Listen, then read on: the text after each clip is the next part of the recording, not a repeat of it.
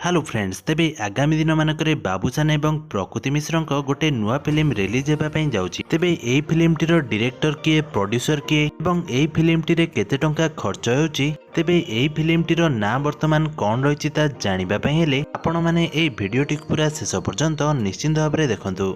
या पूर्व जदि आपण एपर्यंत हम चैनल टी सब्सक्राइब करना तेबे सब्सक्राइब करी पाखे थिबा बेल आइकन टी दबाई दियंतु। आगो फ्रेंड्स एई भली हॉलीवुड संबंधित टेक्निक खबर विषय रे अधिक जानिया पई। फ्रेंड्स हॉलीवुड रो जबरदस्त एक्टर बाबूसान को तो आपण माने निश्चिंत भाव में जानथिबे।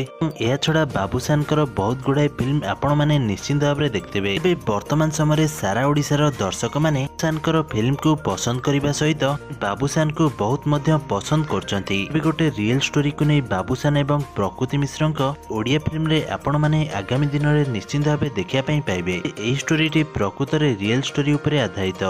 तेबे एही फिल्मटीर निर्देशक रही तापस सरघरिया। तेबे एही फिल्मटी प्राय 10 कोटी खर्च होगा जाउछि। तेबे एथिरे बाबूसान प्राय 50 लाख टंका नेबा पई दाबी करछंती। तेबे एही फिल्मटी वर्तमान आसंता रजरे रिलीज करा जिवो। तेबे एही कथाटी प्रोडक्शन संस्था कहिछि। आपण मानकु बाबूसान को फिल्म देखिया पई केमिति लागे कमेंट माध्यम रे निश्चित भाव में कमेंट करंतु। एवं आगामी दिन मानकरे बाबूसान को ए फिल्म देखिया पई आपण केते एक्साइटेड अछंती हमको कमेंट माध्यम रे निश्चित भाव में जणातु।